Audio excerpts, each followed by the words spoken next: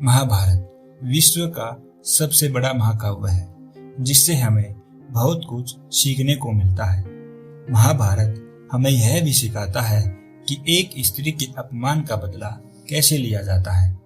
जो स्त्री का अपमान करता है उनको क्या दंड मिलता है। महाभारत में द्रौपदी का चीरहरण किया गया और उसके केस पकड़कर उसे खींचकर भरी सभा में ले जाया गया। भरी सभा में उसका अपमान किया गया और यह तो हम सभी जानते हैं उसके बाद क्या हुआ। कैसे एक एक कर सभी को दंड दिया गया। द्रौपदी के अपमान में सिर्फ कौरव ही नहीं पांडव भी सहयोगी थे, क्योंकि पांडव भी भरी सभा में उसका अपमान होते चुपचाप देख रहे थे। तो दंड सिर्फ कौरवों को ही नहीं पांडवों को भी मिला। तो आइए जानते हैं एक स्त्री के अपमान का क्या दंड मिला। कहानी शुरू करने से पहले वीडियो को लाइक और चैनल को सब्सक्राइब कर दीजिए। द्रौपदी का सबसे बड़ा दोषी दुर्योधन था। दुर्योधन ने एक अबला स्त्री को देखकर उसे अपनी जंघा पर बैठने को कहा था। तो महाभारत में उसकी जंघा को तोड़कर ही दुर्योधन को दंड दिया गया। दुशासन एक स्त्री के केस पकड़कर उसे खींचता हुआ भरी सभा में लेकर आया और उसके बाद उसका चीरहरण भी किया। देखा जाए तो सबसे ज्यादा अपमान दुशासन ने किया और महाभारत युद्ध में सबसे बड़ी मौत भी दुशासन की ही हुई। दुशासन की छाती फाड़कर उसके खून से द्रौपदी ने अपने केस धोए और भीम ने दुशासन की छाती का खून पिया। महाभारत युद्ध की यह सबसे निर्मम हत्या थी। महारथी कर्ण ने भी भरी सभा में एक असहाय स्त्री का अपमान करते हुए उसे वैश्या बोला। तो महाभारत युद्ध में श्री कृष्ण ने कर्ण की मौत भी एक असहाय स्थिति में ही करवाई। भीष्म पितामह अपनी प्रतिज्ञा में बंधकर एक स्त्री का अपमान होते देखते रहे। तो महाभारत युद्ध में भीष्म पितामह को बाणों की सैया पर लेटना पड़ा और एक एक करके अपने पूरे वंश को खत्म होते देखना पड़ा।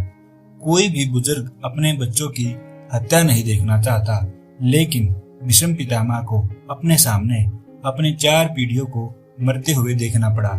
जब तक सब कुछ देख न लिया जब तक वह मर भी न सके। इससे बड़ा दंड और क्या हो सकता है। धृतराष्ट्र पुत्र मोह में एक स्त्री का अपमान होते देखते रहे।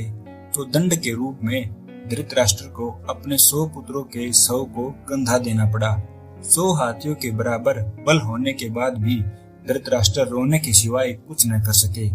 स्त्री का अपमान का दंड केवल कौरवों को ही नहीं पांडवों को भी मिला। द्रौपदी ने स्वयंवर में वरमाला अर्जुन के गले में डाली थी। तो सबसे बड़ा दायित्व द्रौपदी की रक्षा का अर्जुन का था, लेकिन अर्जुन भी चुपचाप सभा में द्रौपदी का अपमान होते देखते रहे। अर्जुन भीष्म पितामह को सबसे ज्यादा प्रेम करते थे।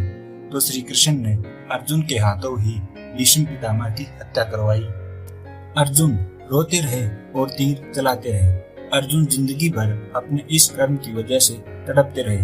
उन्हें कभी चैन नहीं मिला। यही उनका दंड था। युधिष्ठिर ने एक स्त्री को दांव पर लगाया।